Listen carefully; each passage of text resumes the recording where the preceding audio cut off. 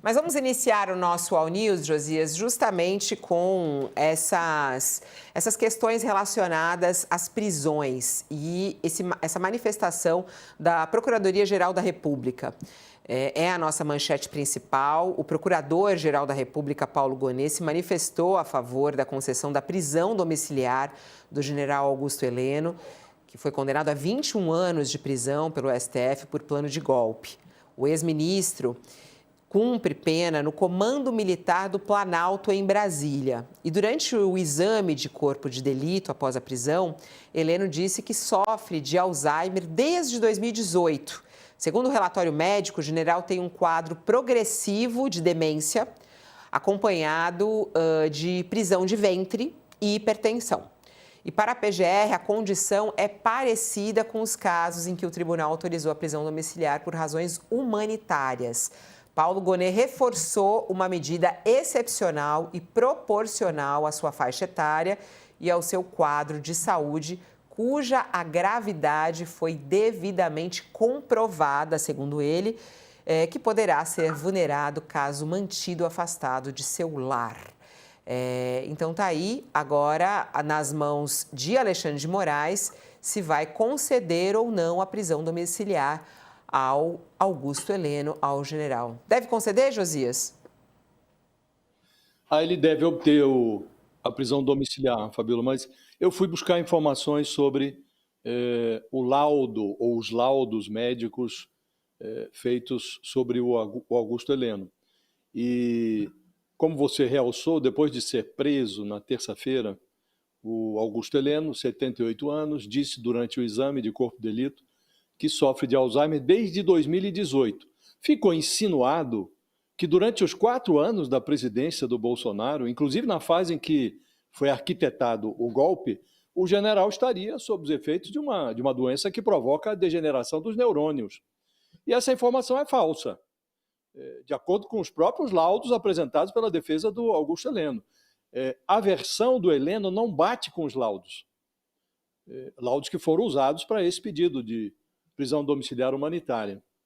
Segundo esses laudos, o general vinha se submetendo a tratamento psiquiátrico desde 2018.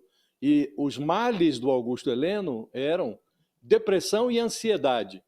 Os sinais de Alzheimer foram detectados em dezembro de 2024 e o diagnóstico só foi sacramentado, de acordo sempre com esses laudos apresentados pela defesa. O diagnóstico de Alzheimer foi sacramentado em janeiro de 2025, um mês antes da denúncia da Procuradoria contra o Bolsonaro e esse alto comando do golpe.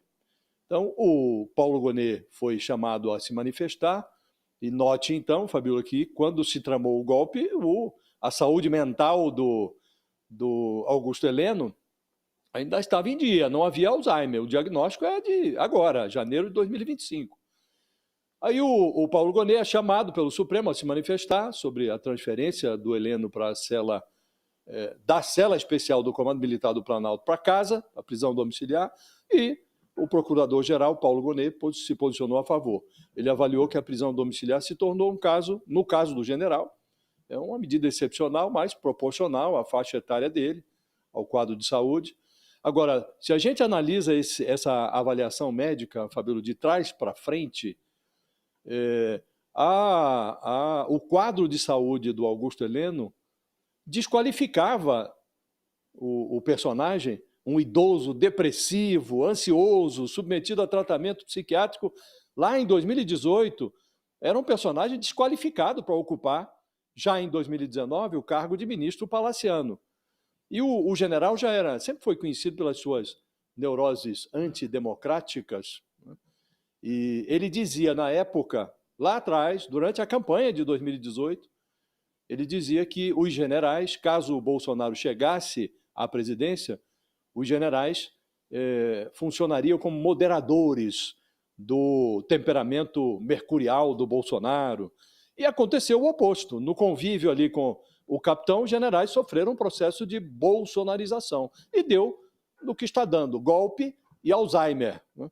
Então, a análise médica indica, primeiro, que não havia Alzheimer quando Augusto Heleno participou da trama do golpe. ele estava muito consciente do que fazia. E segundo, lá atrás, ele já submetido a tratamento psiquiátrico, depressivo, ansioso, não devia ter aceitado o cargo de ministro palaciano, sobretudo para cuidar de uma área tão central e estratégica como a inteligência do governo, né? Então, tudo errado, Fabíola, desde o início. Isso tem que ser feito com muito cuidado, né, Josias? Essa questão da análise, principalmente sobre o estado de saúde, né, desses generais. Na verdade, deveria ser de todos os presos. A gente sabe que não é bem assim, né? Até fiquei pensando se todos os presos que têm Alzheimer também têm esse direito que estão hoje nas prisões brasileiras. Bom, mas eu quero dar as boas-vindas, quero aquele seu também bom dia caloroso, Josias. Eu estou muito feliz de a gente trazer aqui para o nosso estúdio hoje ela que é professora emérita da USP, cientista política, colunista do jornal Folha de São Paulo, professora Maria Hermínia Tavares, conosco hoje para nos ajudar a entender essa bagunça chamada Brasil. Seja bem-vinda, professora. Bom dia, Josias. Bom dia. Bom dia, Fabíola. Eu queria fazer um protesto, viu, Fabíola? Qual é? Me avisaram aqui que a professora... Não, eu fui avisado há pouco que a professora Maria Hermínia está conosco. Não pude nem colocar uma roupa adequada. Porque é muita honra aqui, viu? Queria vir mais ajeitado. Mas é um prazer tê-la aqui, é uma honra. Eu, como sabia que você estaria, me arrumei. Muito bom! Ela veio bem arrumada, Josias. Desculpa, eu também, ó. Coloquei até tons mais claros hoje aqui para receber a professora. Eu inadequado. Vamos lá, professora. É claro que difícil para cientistas políticos analisarem sobre estado de saúde, mas eu acho que do contexto geral é possível a gente falar sobre essa manifestação que a PGR dá em relação ao general Augusto Heleno, né?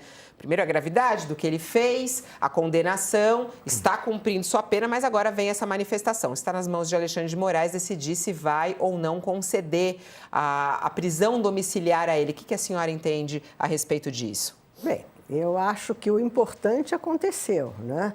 Ele foi acusado de um crime grave, de um crime contra a democracia, foi condenado e, na verdade, lhe atribuíram uma pena pesada. Eu acho que isso é o importante. Aonde ele vai cumprir a pena, eu acho que é menos relevante. Ele é uma pessoa idosa, está doente, Alzheimer é uma doença que evolui muito lentamente, então não dá para saber quando começou, etc. E eu acho que a recomendação da Procuradoria faz sentido e é provável que seja acatada pelo Supremo Tribunal, pelo ministro Alexandre, não é isso? Eu acho que o importante era que esse crime grave contra a democracia, que a tentativa de golpe, não passasse impunemente.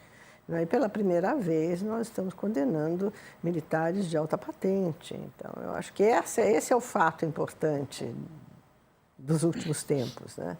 Onde ele vai cumprir a pena, eu acho, e talvez até sirva como exemplo, né, para melhorar a situação das nossas penitenciárias, né? As pessoas todas têm direito a um tratamento digno, mesmo condenadas. Bom, vamos chamar um jurista para essa conversa, claro, para que a gente possa também entender do ponto de vista jurídico o que significa essa manifestação. Está nas mãos agora de Alexandre de Moraes, se decide ou não a respeito da prisão domiciliar ao general Augusto. Está conosco hoje aqui no nosso All News o jurista Tangerino, Davi Tangerino, professor de Direito, conosco também. Olá, professor, seja bem-vindo. Obrigado, um prazer estar aqui. Bom, a gente sabe que funciona assim, né? A PGR traz a sua manifestação, Alexandre de Moraes decide. Normalmente, ele acata essa manifestação da Procuradoria, né? Ele segue a manifestação da Procuradoria. Como é que o senhor viu esse parecer de Paulo Gonet falando sobre a demência, falando sobre a necessidade de um cuidado médico mais cauteloso em relação ao general? Olha, Fabíola, cumprimentando a todos aqui. Acho que andou bem o Procurador-Geral, né? O que causa um incômodo, como já marcamos em outras ocasiões, é que esse tratamento seja conferido apenas a determinados personagens da República, né? Eu numa certa ocasião, tinha um cliente com câncer no cérebro e a opinião do Ministério Público é que, olha, se ele não for preso para tratar esse câncer, ele nunca cumprirá a pena, porque ele vai morrer antes do câncer, né? Então, claro que não se pode tomar essa manifestação desse promotor por todo o Ministério Público, mas nós sabemos as condições de saúde a que presos idosos, jovens, mulheres são submetidos no Brasil. Então, cumprimento o Procurador-Geral, né, por essa preocupação humanística, que faz sentido, é uma doença severa, ele é realmente um réu idoso, mas eu gostaria que isso fosse generalizado, né, que isso não fosse conferido apenas a alguns personagens. E parece que não é, né? Agora, eu fico pensando, professor, em relação a como é que funciona isso, né? A gente sabe que outros já vão pedir isso, né? Prisão domiciliar. O parecer médico do próprio preso vale ou não? Como é que funciona isso? Por exemplo, Alexandre de Moraes pode pedir um novo parecer médico de um médico independente, de uma equipe médica independente? Muito bem suscitado, Fabiola. Realmente, essa é uma prova unilateral, digamos, né, produzida pelo próprio réu.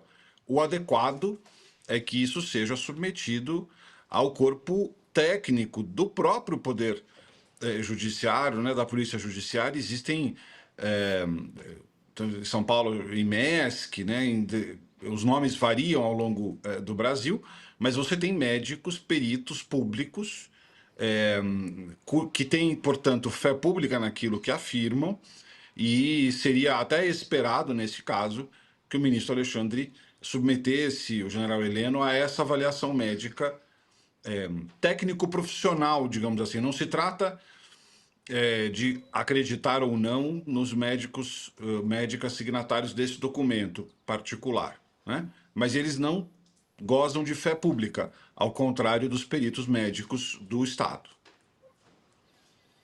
Agora, a partir dessa sua observação, pode-se supor que o ministro Alexandre de Moraes, a despeito do posicionamento positivo, o posicionamento a favor do pedido da defesa feito pelo procurador-geral Paulo Gonet, o ministro pode requerer essa perícia adicional ou ele tende a seguir o que pede o procurador, ou o que recomenda o procurador na sua manifestação?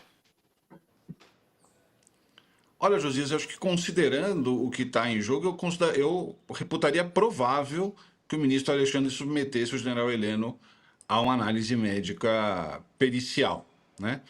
Evidentemente, isso está dentro do seu poder como juiz, ainda que essa condição não tenha sido colocada pelo procurador-geral, ele poderia perfeitamente, como é de praxe, né? Aquilo que é trazido por documentos, insisto, né, unilaterais privados, via de regra são controlados, fiscalizados, né, por funcionários públicos, né? Não porque sejam necessariamente melhores, mas insisto, porque é assim que se organiza o Estado, né? Esses personagens são dotados de fé pública, eles existem para auxiliar o Poder Judiciário, né? Agora, a gente tem... Doutor Angelino, às vezes...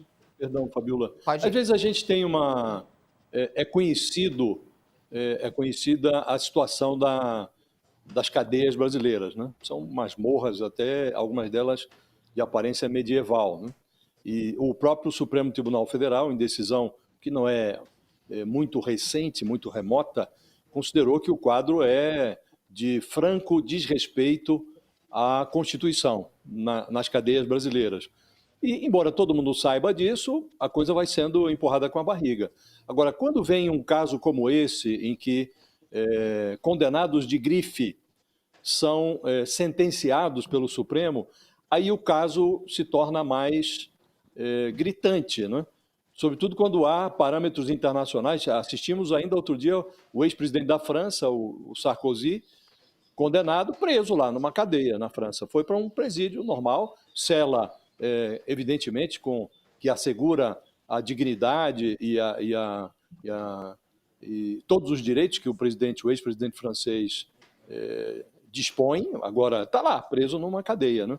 Não avalia que numa hora assim seria pelo menos recomendável que o Conselho Nacional de Justiça fizesse daqueles seus mutirões para verificar que presos ou qual a quantidade de presos que estão aí enfiados nos fundões das cadeias brasileiras, que teriam esse mesmo direito, o direito de prisão domiciliar, o direito de sair da cadeia com uma tornozeleira que seja, mas cuja a condição de saúde recomendasse um tratamento igualitário?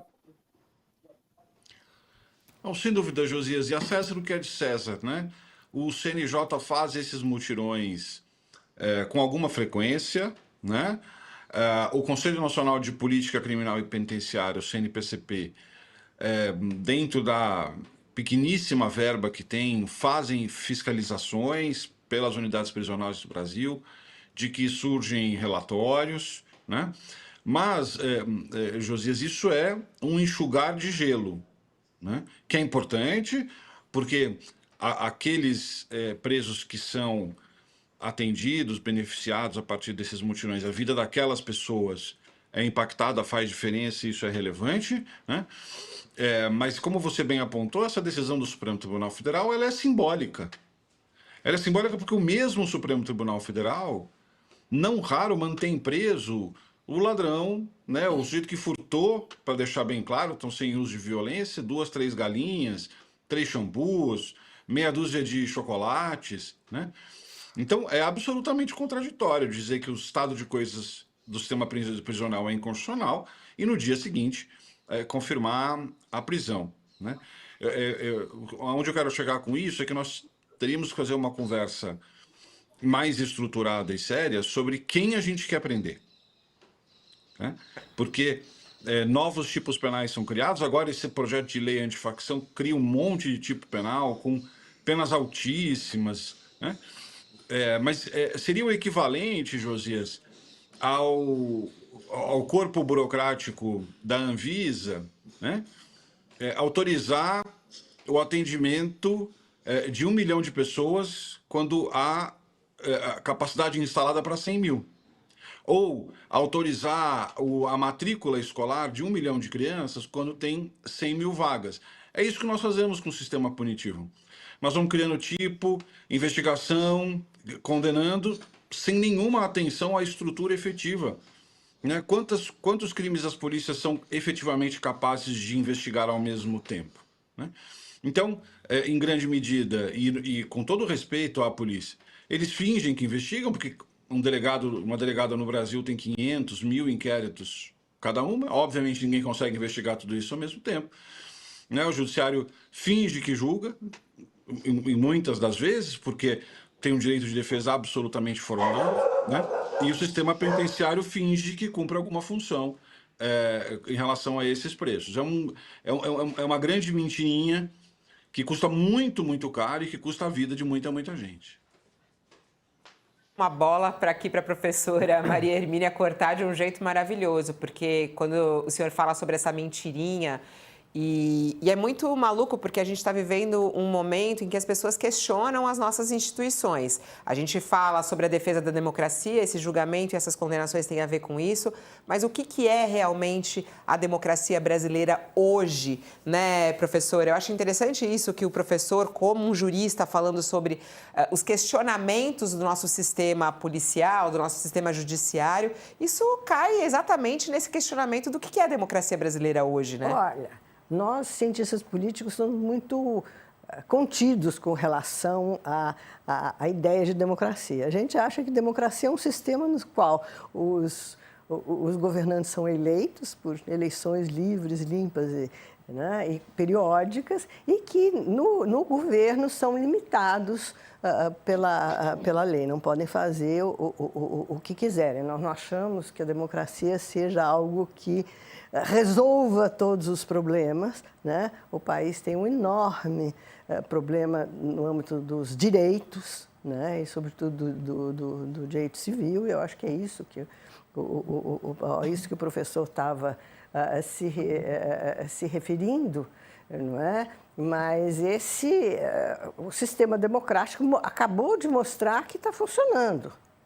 Isso num país de médio desenvolvimento, num país de grande quantidade de pobreza, num país de grandes injustiças, está certo? Então, é esta a situação. O sistema funcionou, né? Funcionou para limitar aqueles que, e para impedir aqueles que queriam destruir o sistema democrático, e como dizia alguém, né? É o melhor sistema que os seres humanos já inventaram, né? Não existe nada que se compare. E que é o sistema no qual há possibilidade de discutir esses problemas, a possibilidade de encaminhar uma discussão aberta sobre essas questões. Em qualquer outro sistema, eu não estaria aqui sentada, o professor Tangerino não estaria sentado, e o Josias provavelmente estaria na cadeia, não é? Pelo que diz e pelo que pensa, né? Por ser um democrata, tá certo? Então, eu acho que é isso, né? Não podemos pedir à democracia mais do que ela pode dar, né? Agora, obviamente, ela dá o espaço para que a sociedade discuta os seus problemas e tente encaminhar respostas. O problema penitenciário, não é? E o problema da violência, etc., é um problema muito grande nesse país, enorme. Ele afeta a percepção da população, ele aumenta muito o espaço daqueles políticos que fazem demagogia em cima da preocupação real de segurança dos brasileiros. Tá certo? É um problema que tem que ser encarado, e eu acho que começa a ser tratado, mas ainda de maneira muito insuficiente. Eu acho que esse é um grande tema, né, para o país nos próximos tempos, que tem que ver com garantir segurança para a população, definir, como disse o professor, quem nós queremos prender, não é?